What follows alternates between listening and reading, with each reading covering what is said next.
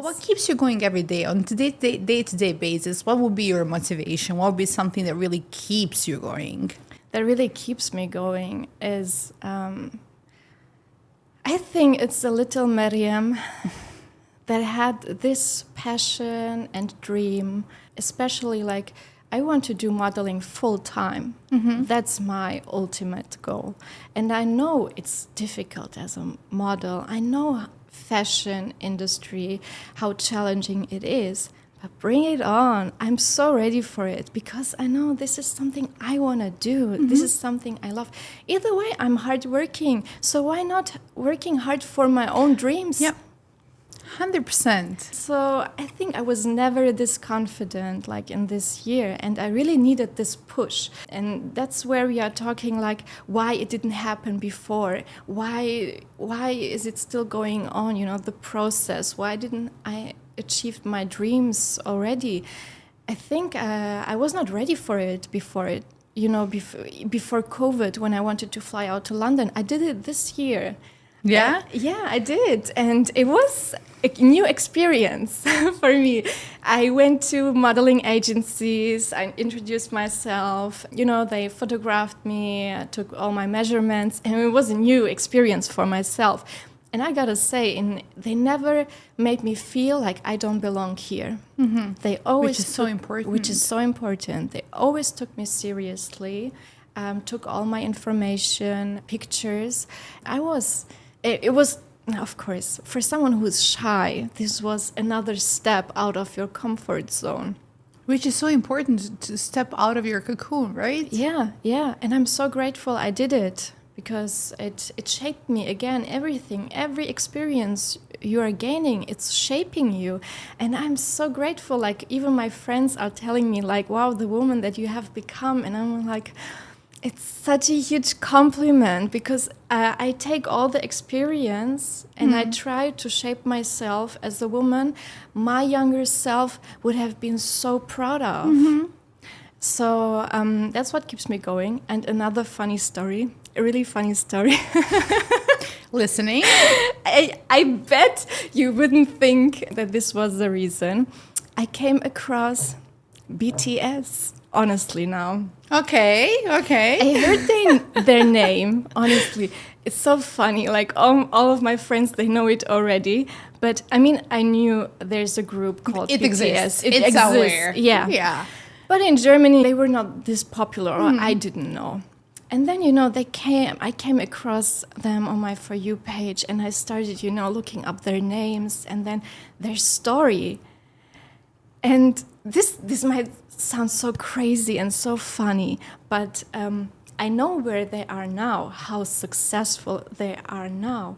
And then you see where they started. They only had their dream, and they had like a small company. They were with a small agency. And then they grew so big because of their fans and, of course, their potential. But they had the struggle too. Like at the beginning, they knew they have the potential, but no one sees it. You know, they did not want to give up, but sometimes they did think about it. Sometimes it's hard to keep believing in your potential in yourself if you don't see other people seeing it. Yes. And then sometimes you just need one person to see it to really give you that push. Yeah, so they had this huge turnover where they finally received an award. And it was like from there, after 3 years of trying and performing and stuff, they finally made it. And from there, it only went like up. And so it really inspired me, to be honest, because they're still humble. They always remember where they started. And it made me feel like maybe my dream is not so far to reach. Maybe I can reach it too. Because they did, maybe I can too. 100%. And look, you keep talking about your dream, about your goals, about like the entire life and struggle. I want to hear about how your goals or your dreams changed or evolved over the time. Yeah. Like, where did you start? What was the dream of a little shy Merjem in school versus where you are now? And what's your dream and the goal that you have at this point in your life? That's a good question. Honestly, when I was younger, I already knew what I wanted. It's what I want now, too. But in the process, you know, you you get influenced by people around you or by, you know, your atmosphere. Like in Germany, you feel like it's difficult. I'm not gonna reach it. It's far out. Germany is a very specific country, whereas people are very depressed. Yes, they are. Germans say it too. I'm German. I can fully approve of this fact. They're very, very disciplined. I'll give them that 100%, but also very. I don't want to say narrow-minded because that might not be the right word, but they're programmed in a way to like think and act a certain way and to stay within the same molds of the society. And everyone who goes outside of this box. Oh my goodness, how dare you? Yeah. And you feel it. Yeah. You feel this atmosphere. So, of course, back then, as a little child, if I had said, I'm going to become a model, you can imagine the stares I would have gotten, you know? So I feel like in the process, I let myself doubt myself. Mm-hmm. I let people influence me. So I forgot what I wanted to do. And then, you know, I started a full-time job and I had a huge responsibility, my first job ever after studies. And I felt so exhausted. And actually, I was always like, I want to become a businesswoman. I want to be independent. I want to have my own business.